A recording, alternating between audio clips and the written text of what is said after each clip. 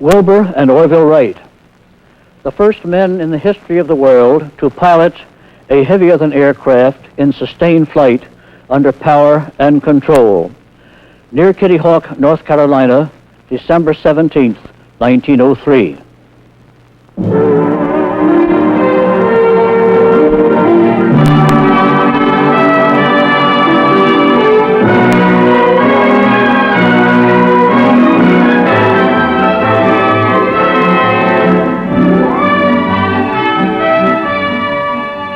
How do you do?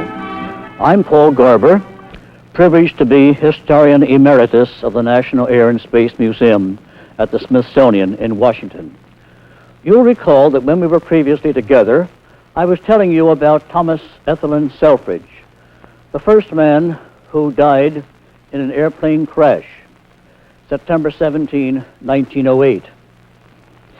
Flying as a passenger with Orville Wright at Fort Myer, Virginia, September 17, 1908, Selfridge suffered a concussion in the crash of the Wright airplane. He died about 2 hours later. He is buried in the National Cemetery at Arlington, Virginia, within a short distance of the place where the airplane fell. This monument was erected by his family. As I visit his grave in that beautiful cemetery where many of our national heroes and some of my dear friends are lying, I realize that death is an inevitable adventure that all of us must come to someday. But it is what we accomplish while we are living that matters. And surely Thomas Selfridge had a wonderful career. Born in California in 1882, he graduated from West Point in 1903. As I told you in our previous program, he became, on May 19, 1908, the first military officer in the world to pilot an airplane. He also learned to pilot the Signal Corps No. 1, our Army's first dirigible airship. The tablet on his monument reads, First Lieutenant Thomas E. Selfridge, 1st Regiment, Field Artillery, U.S. Army, killed in the service of the United States in an aerodrome accident, September 17, 1908, aged 26. Following the crash, Orville Wright was in the hospital at Fort Myer for 7 weeks, then recuperated further at home in Dayton, Ohio. Meanwhile, in France, Wilbur demonstrated with convincing capability that the unfortunate crash at Fort Myer had not been due to any aerodynamic fault of the airplane. The one he was flying was similar to that which Orville had flown at Fort Myer. Just 4 days after his brother's accident, Wilbur, flying alone, made a world's duration record of 1 hour, 7 minutes, and 24 seconds. Then followed 4 successive world record flights with passengers, the longest being for 1 hour, 9 minutes, and 45 1/5 seconds. On December 18, he made a flight record alone of 1 hour and 54 minutes and an altitude record of about 377 feet. On December 31, he made an astounding record of 2 hours, 20 minutes, and 23 1/5 seconds. During the total period of his flights in France in 1908, Wilbur made more than 100 flights. In January 1909, Orville, accompanied by their sister Catherine, joined Wilbur in Paris, where they went on some sightseeing together. During the winter months, Wilbur had moved his flight demonstrations to the warmer southern part of France, and there King Edward VII of England came to see Wilbur fly. Also at Pau, France, Catherine enjoyed a flight with her brother. Orville was standing just to the left outside of the picture as the airplane was being ready for takeoff. In April, the 3 of them went to Italy, where further demonstrations were to be made. Here the airplane is being hauled through the streets of Rome on the way to a large open area which is now part of the flying field of Centocelle. There, King Victor Emmanuel showed enthusiastic interest in the airplane. We are pleased that His Highness was also interested in photography because, from the camera that his equerry is carrying, we have several of these photographs that you are seeing. His Highness did not take a flight, but he asked numerous questions about the mechanism and operation. A very interesting motion picture film was made in Italy, including a portion taken with a camera located directly behind the pilot and showing his manipulation of the front control. Here's the hangar. Many, many persons came to see these wonderful flights, the airplane coming out, being moved on temporary wheels that are placed under the wing so it can be rolled to the starting rail. You recall that this long starting rail was part of a catapult system by which the airplane was given its initial velocity to supplement the power of the engine. There's Wilbur, just at the left for a moment.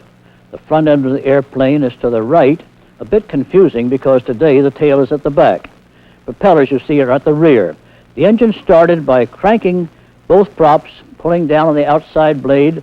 There's Wilbur with one of his passengers. He carried about 20 passengers during the 40-some flights that he made there near Rome, along the starting rail and into the air.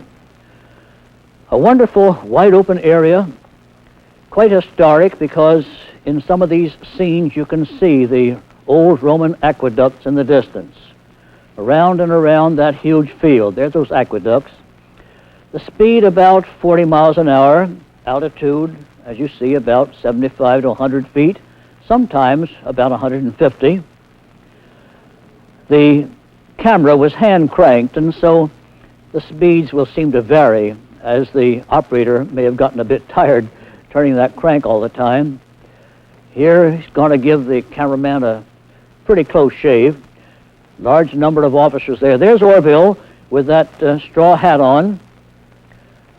Balloons were used at that time by a number of armies. Airplane under perfect control. Now we're going to get a real, there goes your hat, real thrill. You notice how the airplane seems to sort of hunt up and down. Of course, close to the ground there are air currents that are sometimes rather bumpy. Another approach.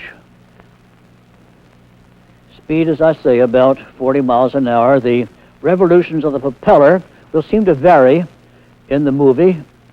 See how slowly they seem to go, but that's because of the synchronization with the motion picture film. About 350 RPM. Now, you're just about to see, for the first time ever taken, movies during an airplane in flight with a camera mounted behind the seats, pointing out forward between the pilot and passenger. Now, along the rail, a very interesting thing here is that string that's tied to that upright stick there. You see it every now and then more clearly than at others. Now, that is an instrument. Today we have hundreds of instruments on our control panels, but that string was just about the first instrument. And as it waved toward the pilot, he could tell whether he was climbing or descending by the way that it would fly sort of upward or downward. And if it sort of waved to one side or another, he knew he was drifting, either right or left, or had a cross current. So it's a darn good instrument. Very simple and quite informative to the pilot. There's some of those aqueducts in the distance. Notice how the airplane seems to go up and down with constant manipulation of that elevator in front. That's one of the features of those types that have the elevator in front. Wilbur made 42 flights in Italy, including a number with passengers. On 23 of these flights, he gave instruction to 3 officers, Lieutenant Mario Calderara of the Italian Navy, Lieutenant Umberto Savoia, and Captain Castañeras Guido. The arrangements for these flights had been made by the United States Ambassador to Italy, Lloyd Griscom, who very graciously gave me these photographs, including this beautiful scene of the airplane flying at sunset. This photograph was inscribed to the ambassador and Mrs. Griscom by Wilbur, Orville, and Catherine. Orville's health had improved during his visit to Europe and further benefited from the 2-week ocean voyage back to the United States. Back home in Dayton, they received a welcoming ovation, a parade and presentation of medals from Congress, from the state of Ohio, and from the city of Dayton. On that same day as the parade, June 18, the airplane which they had constructed as a replacement for the one which had crashed 9 months previous arrived at Fort Myer, and the brothers and sister followed soon after. Here they are at Fort Myer, Wilbur at the left, standing beside one of their mechanics, Charlie Taylor. Orville at the right, talking to his sister, and to her close friend, Mrs. Ralph Van Diemen, of whom you will hear more a bit later. This painting by Colonel Jack McCoy, U.S. Air Force artist, shows the general scene. The airplane, except for the engine and chain transmission, was all new construction, generally similar to the 1908 machine, but 4 feet less in span in order to increase its speed. In this scene, Wilbur has a Signal Corps flag, which he would wave at Orville while flying to inform him about the progress of his flights.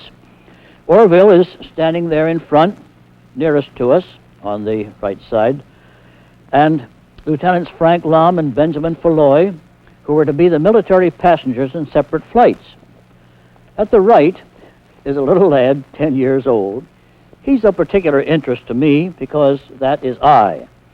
From my personal recollections of one of those flights at Fort Myer, I'd been able to help the artist, and in turn he painted me into the picture, helping one of the photographers, Winfield Scott Klein, carry part of his camera gear.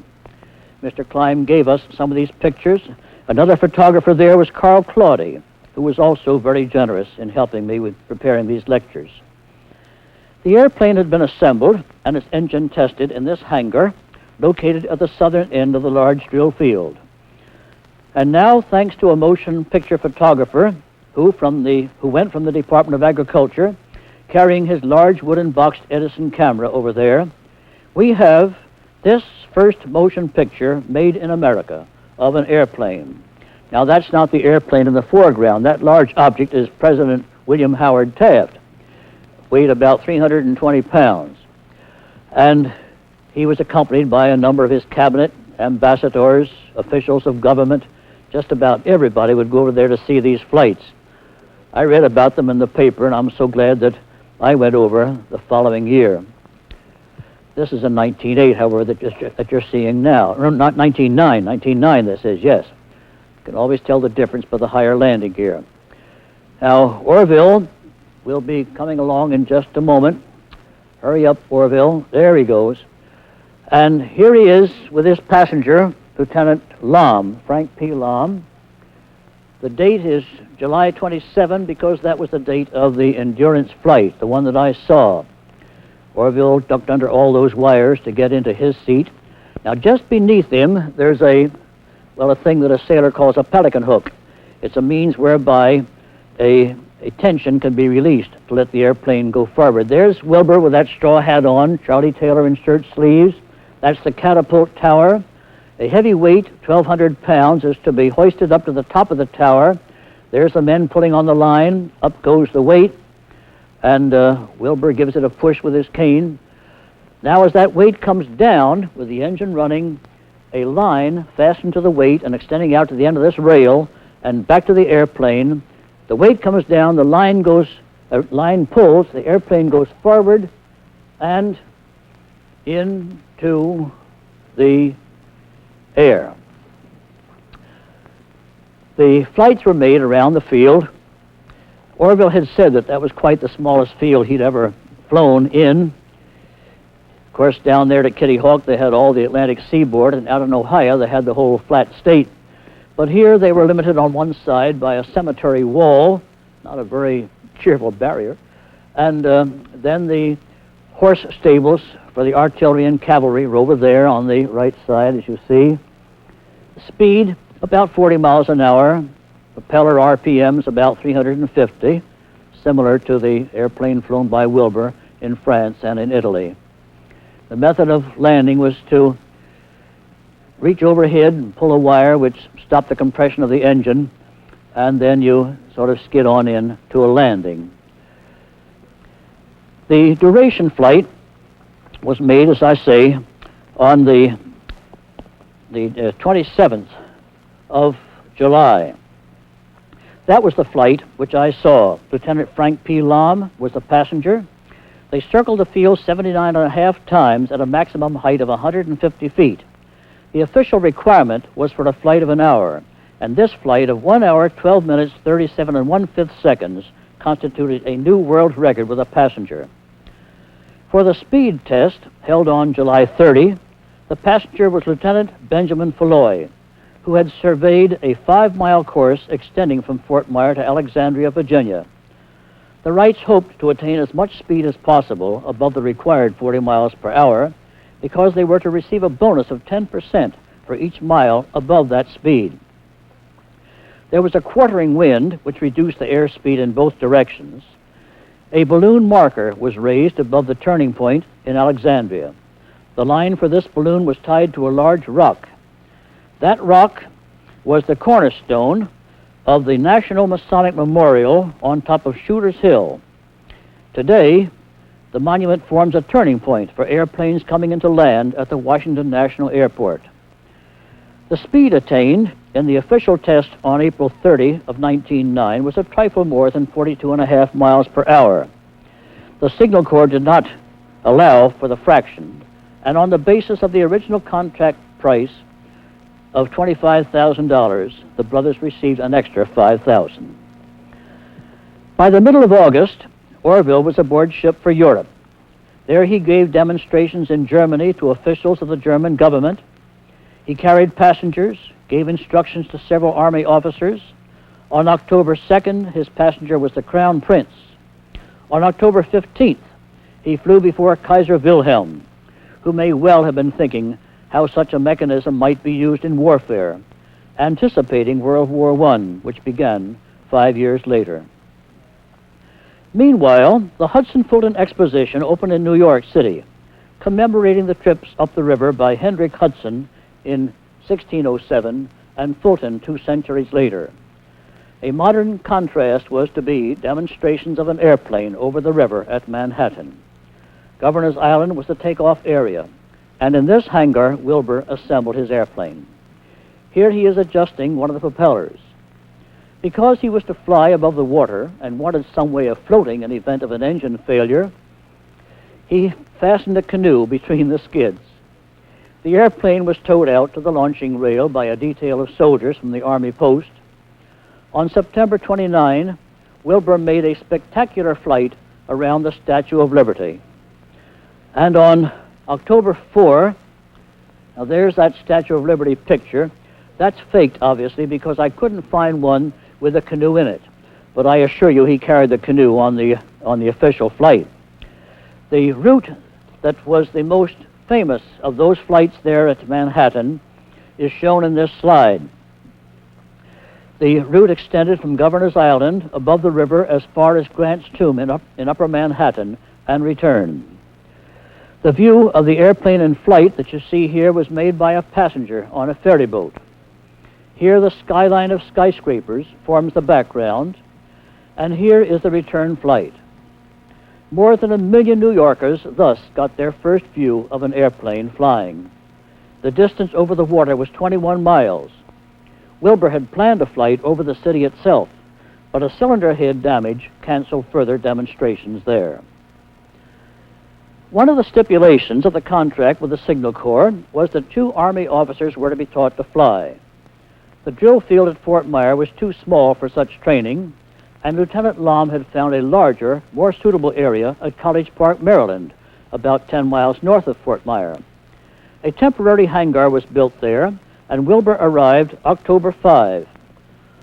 Lom and Falloy, who had been passengers for the official flights at Fort Myer, were designated to receive instruction. But Falloy was sent to Europe to attend an international Congress of Aeronautics at Nancy, France. So Second Lieutenant Frederick E. Humphreys of the Corps of Engineers was chosen alternate.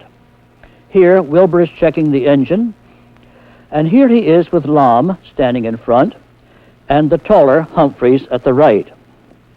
Their instruction began October 8, I should say, with training periods of about 5 minutes each. The pupils were taught how to start the engine by pulling down on the outer blades of the propellers.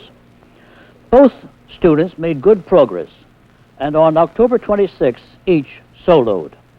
Humphrey first for 13 minutes, followed by Lom for 40 minutes. Thereafter, the flights of both students were to increase their skill and confidence.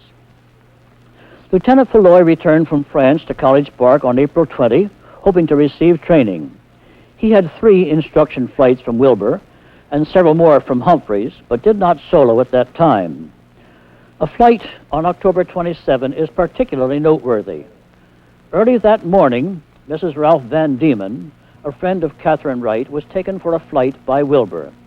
She thus became the first woman in America to fly in an airplane. On November 3rd, Lom carried his first passenger, a close friend, Lieutenant George Cook Sweet, who thus became the first United States naval officer to fly in a heavier-than-air craft. 2 days later, during a turn in the air, the left wing struck the ground and there was some damage caused, so the flights at College Park ended at that time.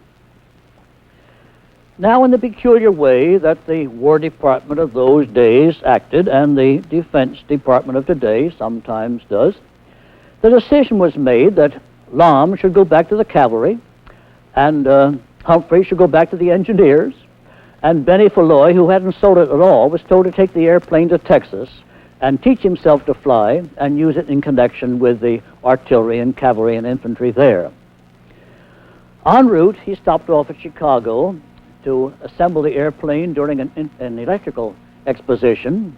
Incidentally, radio was installed in it, and that was the first installation I've heard of radio in an airplane. Then he went on down to Fort Sam Houston. The airplane was assembled there.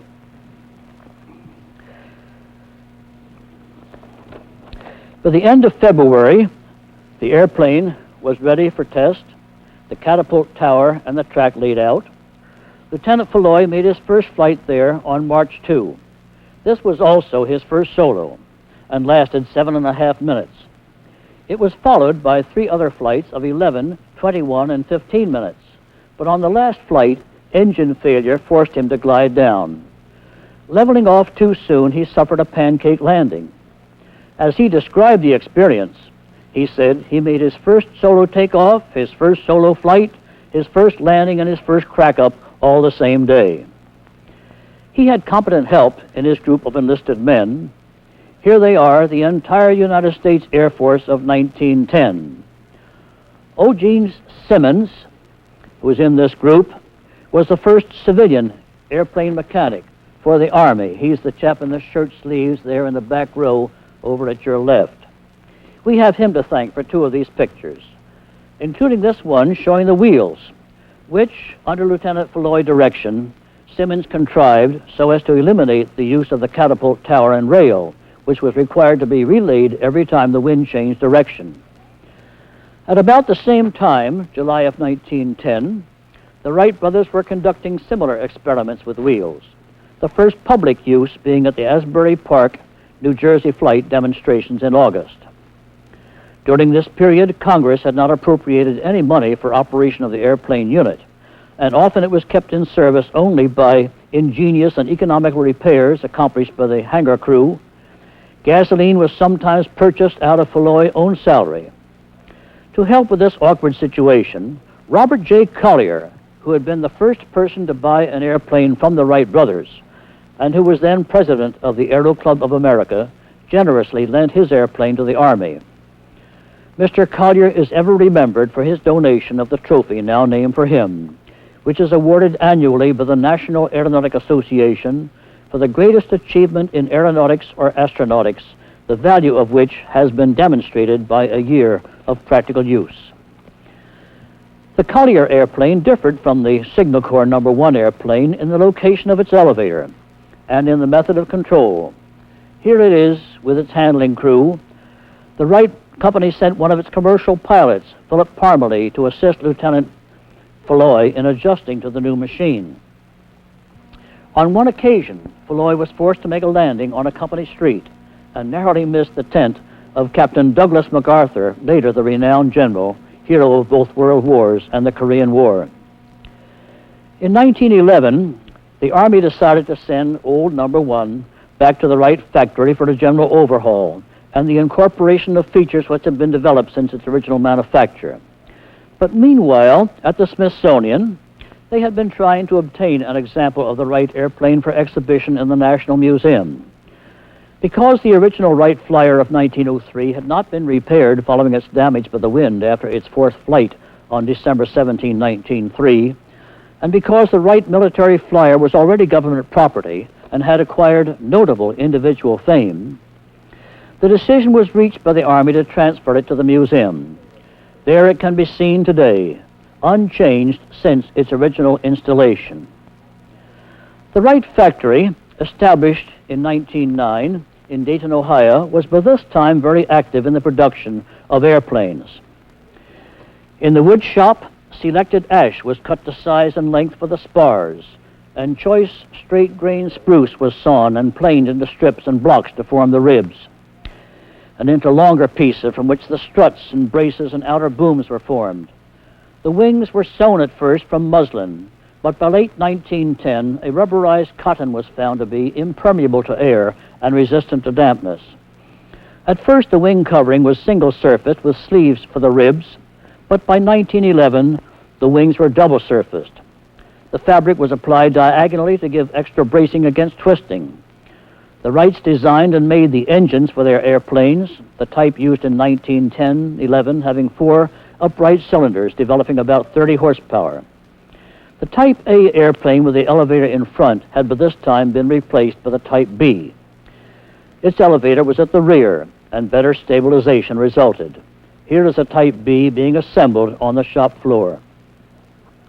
Also in 1910 and continuing throughout the period of the Wright Company until 1916, schools were established in Dayton, in Montgomery, Alabama during the winter months, and on Long Island. The first student to solo was Walter Brookins, who continued to be one of the most skillful of the Wright pilots. This ground trainer was used for acquainting the students with the manipulation of the controls for directional steering, climb and descent, and lateral balance. This shows the extent to which the wings could be warped in order to bank the airplane, that is, to raise one wing high when making a turn to prevent skidding outward. Warping was also used to restore balance. Meanwhile, by midsummer of 1909, a remarkable demonstration occurred which drew the attention of the world, momentary at least, away from the accomplishments of the Wright brothers. The flight of Louis Blériot of France in an airplane of his own design from France to England showed that other persons and other nations were mastering the art and science of flight. This flight also demonstrated that the monoplane or single-winged airplane had individual merit, distinctive from the biplane-winged engines of the Wrights. Toward the end of the next month, pilots from all over the world were gathering at Reims, France, for the international aviation events. America was represented by Glenn Curtiss, another great man of whom I will tell you later. The Wright brothers could not participate because they were busy with their military contracts, but they were represented by some whom they had taught to fly. Now, Curtiss won that international speed event on the 29th of August. His speed, the fastest of all, was 47 miles an hour. But because he had won that event, America became the host for the next year. And this is the airplane the Wright brothers built to compete for the James Gordon Bennett race of 1910. As we resume our story with the next section of this story of the Wright brothers, I'll tell you more about this airplane and then carry on.